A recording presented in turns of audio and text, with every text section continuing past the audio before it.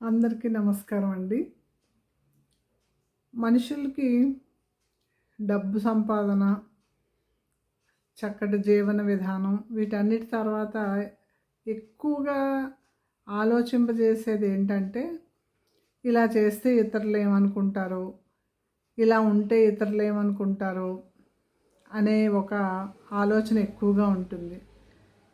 మన మనకి నచ్చినట్లుగా మనం సంఘజీవులం కాబట్టి సంఘంలో కొన్ని నియమాలు ఉన్నాయి. ఆ నియమాలని పూర్తిగా తోసిరాజనకుండా మనకున్న దాంట్లో ఇతరులకు ఇబ్బంది కలగకుండా, ఇతరులకి ఏ రకంగానూ బాధ కలగకుండా, తర్వాత అసభ్యంగా ఉండకుండా ఎలాంటి బట్టలైనా ధరించవచ్చు, ఎలాంటి జీవన విధానాన్నైనా అనుసరించవచ్చు.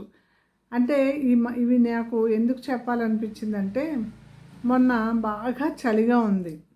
చలిగా ఉంటే నేను అన్నాను మా ఇంటికి వచ్చిన ఒక ఆవిడతో, చాలా చలిగా ఉంది, మీరేమీ తెచ్చుకోలేదు, ఈ చలికి మీరు నా దగ్గర చాలా షాల్స్ పడి ఉన్నాయి, ఒక షాల్ ఇస్తాను కప్పుకొని వెళ్ళండి, చాలా ఇబ్బంది పడిపోతారు అన్నాను.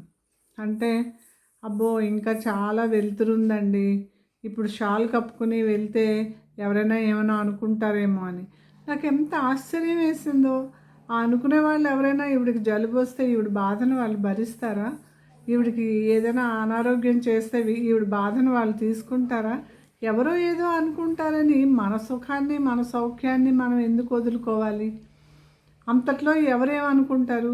కొంతమంది గొడుగేసుకెళ్ళి వెళ్ళడానికి ఏమనుకుంటారో అని, లేకపోతే ఏదైనా ప్రతిదానికి ఎవరేమనుకుంటారో అనుకుంటూ ఉంటారు. ఎవరేమనుకుంటే మనకేంటి? మన వలన మనం చేసే పనుల వలన వాళ్ళకి ఇబ్బంది లేనంత వరకు మనకి ఏది సుఖం, మనకి ఏది సౌకర్యం, మనకి ఏది అనువుగా ఉంది అన్నదే మనం ఆలోచించాలి. అంతేగాని ప్రతిదానికి ఎవరేమనుకుంటారు అంటే అనుకునే వాళ్ళు ఎప్పుడూ అనుకుంటూనే ఉంటారు. ఆ అనుకునే వాళ్ళందరూ వచ్చి మనకు అవసరమైతే ఒక పూట భోజనమైనా పెట్టరు, మనకు ఏదైనా కష్టం వస్తే మన కష్టాన్ని తీర్చరు. దానికి వేరే వాళ్ళు ఉంటారు మనకు అవసరమైనప్పుడు మన అని మన కోసం నిలబడే వాళ్ళు ఉంటారు. వాళ్ళు మనకు నిజమైన స్నేహితులు, లేదా వాళ్ళు మనకు నిజమైన బంధువులు. వాళ్ళు ప్రతిదానికి మనం ఏమనుకుంటామా అన్నది వాళ్ళు ఆలోచించరు. కాబట్టి సంఘజీవులుగా సంఘ నియమాలని పాటిస్తూ మన సౌకర్యాన్ని, మన ఆనందాన్ని, మన వీలుని మనం చూసుకుంటూ ఉండడం అనేది తెలివైన వాళ్ళు చేయవలసిన పని అని నేను అనుకుంటున్నాను. ఉంటాను.